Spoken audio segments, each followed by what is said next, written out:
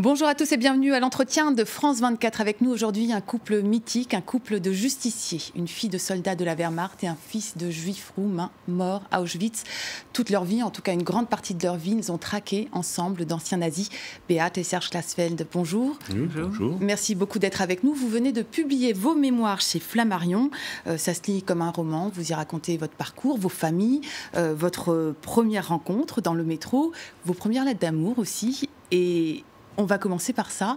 Dans une de vos lettres d'amour, au début, Serge Klarsfeld, vous dites à Beat de poétiser sa vie. C'est un leitmotiv à votre vie commune? Oui, parce que d'abord, j'étais jeune et puis je sortais d'études très littéraires et puis Beat était secrétaire, alors il fallait la transporter dans un autre monde, et un monde où elle pourrait s'épanouir et être fantaisiste aussi. Et donc, poétiser sa vie, ça veut dire ne pas se laisser aller à une vie rangée et normale. C'était l'instinct qui me poussait en me mariant, de vivre avec quelqu'un avec qui on pourrait faire des tas de choses des grandes choses différentes. Ensemble. Beat, vous l'avez ressenti comment, pratiquement cette injonction à poétiser sa vie? De toute façon, je suis venue comme fille au père sans me rendre compte qu'un jour, je peux accomplir ce que j'ai accompli. Donc, quand j'ai rencontré Serge, c'était aussi une rencontre d'amour. Et puis, on était heureux ensemble. Et puis, on a commencé à agir ensemble. Bon, les occasions étaient données, mais pour moi, c'était quelque chose que je n'aurais pas rêvé quand j'ai quitté Berlin en 1960. Vous dites, en tant qu'Allemande, je ne me sentais pas du tout responsable en tant qu'individu, mais en tant qu'élément même infime du peuple allemand, je prenais conscience de responsabilités nouvelles. C'est ça que vous avez appris avec Serge? Oui, ça j'ai appris aussi en arrivant en France, où les amis de Serge quand même avaient quelques préjudices envers les Allemands. Mais là quand même, donc les occasions sont présentées après pour que je puisse agir. Mais déjà venant d'Allemagne, de Berlin, une ville coupée en deux, et je sentais quand même que c'était quelque chose, la Deuxième Guerre mondiale, Berlin bombardé, et je voyais déjà, en plus je partais de gauche de l'est à l'ouest, et je pensais un jour je voudrais une Allemagne réunifiée. Donc là, en effet, je me suis dit, je dois faire quelque chose, voilà. Je dois faire quelque chose. Alors vous dites que les occasions se sont présentées, on a l'impression quand même quand on vous lit que vous les avez aussi beaucoup cherchées, provoquées, et enfin je pense en tout cas par exemple à cette fameuse gifle que vous avez donnée au chancelier de l'époque, Kissinger, c'était en 1968. Vous êtes véritablement allé le chercher, le traquer. C'est un coup d'éclat médiatique quasiment. Comment vous est venue cette idée ? Nous l'avons eu ensemble parce que le dossier que nous avions constitué sur les activités nazies de Kissinger, qui était chancelier et qui, pendant la guerre, était directeur adjoint de la propagande radiophonique vers l'étranger, ce dossier, personne ne voulait le prendre en considération, pas plus les médias que les étudiants. Et Beat avait beau le promener dans les salles de rédaction dans des universités, ça ne prenait pas. Alors il fallait passer à d'autres méthodes. Ça nous a projetés dans les méthodes directes. Bon, c'était un grand risque, puisque Beat pouvait se faire abattre par les gardes du corps, mais elle a réussi, et cette gifle est une gifle qui est entrée dans l'histoire parce qu'elle était symbolique, et que, c'était la gifle de la fille à son père.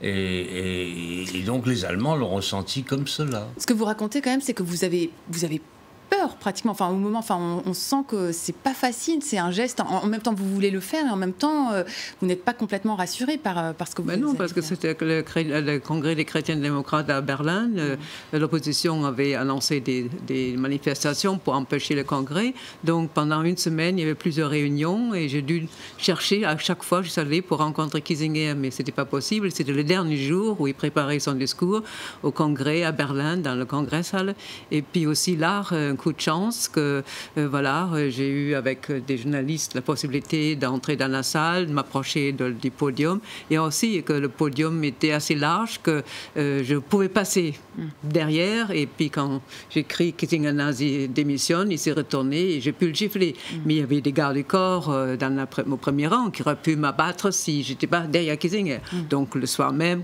condamné à un an de prison ferme, c'était aussi, même dans la presse qui était Springer à l'époque contre moi, était outré de cette condamnation à un an de prison ferme. Alors, il y a eu beaucoup d'autres péripéties dans votre vie, beaucoup d'autres actes. Vous avez contribué notamment à permettre le procès de Klaus Barbie ou encore de Maurice Papon. Est-ce qu'aujourd'hui, vous pensez qu'il y a encore des nazis ou des assistants de nazis qu'il faut débusquer, qu'il faut traquer ?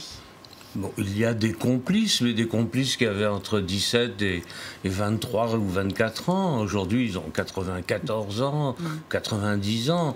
En plus, ce sont des comparses, ce sont des gens qui avaient des responsabilités infimes dans l'appareil de persécution. On a parlé du comptable d'Auschwitz il n'y a pas longtemps en Allemagne. Oui, le comptable, mais enfin, il comptait des devises, il ne frappait pas les gens, il ne les tuait pas. Pour vous, ça allait trop loin ? Il y a une notion de la justice qui va, à mon avis, trop loin, oui. C'est-à-dire que c'est une notion extensive. Si vous appartenez à un organisme criminel, une organisation criminelle, même si vous n'occupez aucune place criminelle, si vous êtes cuisinier ou comptable, vous êtes complice parce que vous faites marcher l'organisation. Je trouve que c'est un peu aller loin, mais d'un autre côté, cela montre la volonté des Allemands de juger le crime nazi tant qu'il y a des criminels nazis vivants. Donc ça, c'est positif. Parce qu'il y a 50 ans, la volonté des Allemands de l'époque était de ne pas juger le crime nazi, alors qu'il y avait des grands décideurs. Aujourd'hui, il n'y a plus que des tout petits, même pas exécutants, comparses, et les Allemands veulent qu'on les juge. Vous avez l'impression, vous, Béate, que l'Allemagne a tiré un trait définitivement, en tout cas fait son travail de mémoire et est allé au bout de cette recherche sur son passé nazi? Non, je crois que c'est quand même, oui, que Mme Merkel est venue maintenant à Dachau pour demander pardon, en gros, pour les crimes commis par le peuple allemand. Le président de la République aussi, M. Joachim Gauck. Il y a des centres, des musées partout en Allemagne, les jeunes apprennent à l'école. Non, je crois que l'Allemagne a vraiment et continue à commémorer, surtout il y a les Wimmer. Non, je crois quand même ça a donné beaucoup et la jeunesse s'engage très fort pour justement combattre en Allemagne. Nous avons le Front National, le NPD. Non, les jeunes sont très actifs et très engagés.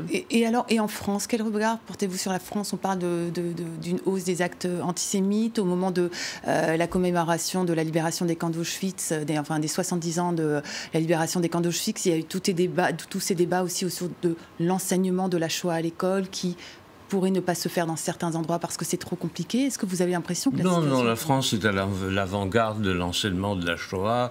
Il n'y a pas de soirée à la télévision, à la radio, sans qu'il y ait des émissions.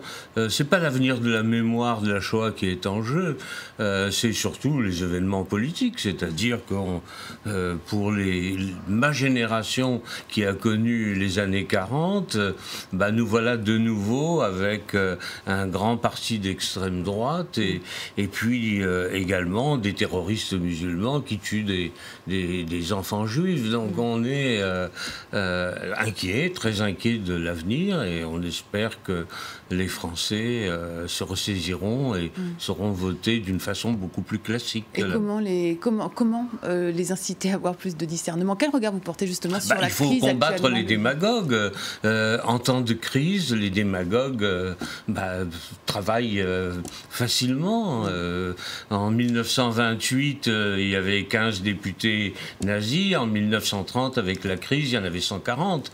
En temps de crise, il faut savoir résister. L'éducation, l'instruction que les Français ont reçue, l'expérience de la Seconde Guerre mondiale devrait les inciter à ne pas écouter les paroles tout à fait démagogiques de Marine Le Pen. De Marine Le Pen, parce que vous, jusqu'à maintenant, vous étiez très critique de son son père. Vous portez le même regard.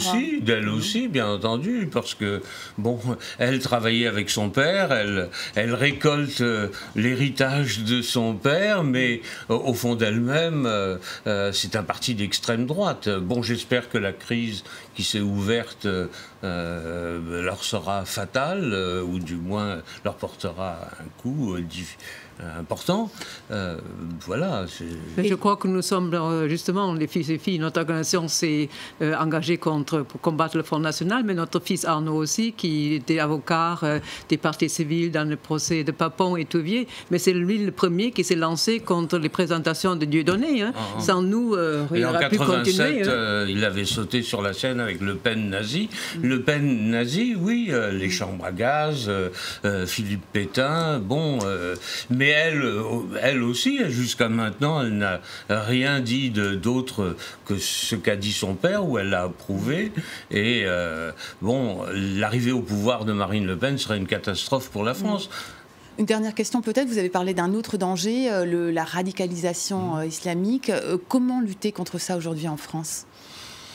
C'est très difficile, je ne suis pas homme d'État, mais donc mes réponses sont superficielles. Mais en tout cas, c'est un travail d'éducation. Il faut que les jeunes adhèrent aux valeurs républicaines, mais les valeurs républicaines s'opposent à leurs valeurs, et en plus de ça, étant socialement au bas, je dirais, de l'échelle sociale, il leur suffit de se dire combattants d'un ordre islamiste pour retrouver leur dignité et avoir une vie intéressante. Vous parlez au bas de l'échelle sociale, il y a aussi des gens instruits qui se... Tout à fait, mais je parle des jeunes des banlieues qui sont... ceux qu'on a vus n'étaient pas au top de la société. Bon, malheureusement, l'éducation... bon, les jeunes juifs qui arrivaient, les familles juives qui arrivaient dans les années 30, elles n'avaient qu'un désir, c'est adhérer à ces valeurs républicaines. Les enfants allaient à l'école, travailler, étudier.